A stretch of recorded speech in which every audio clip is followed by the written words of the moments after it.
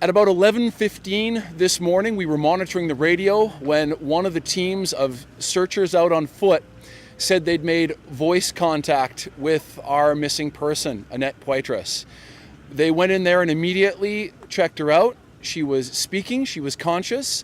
They got her into some dry clothes and administered first aid, and we're really happy to report that it looks like she's going to make a full recovery, although we are taking her to the hospital now to make sure that some minor injuries are taken care of.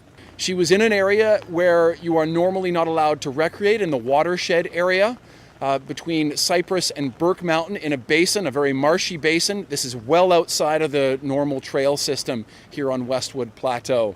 And unfortunately, the reason that our missing dog walker was missing is she'd slipped in these conditions and received some minor injuries, which she will recover from, but they were severe enough that she couldn't hike out on her own. It took a very thorough effort. We're talking dozens, maybe even 100 searchers here today, police, helicopters, everything we could do to bring this to a successful conclusion.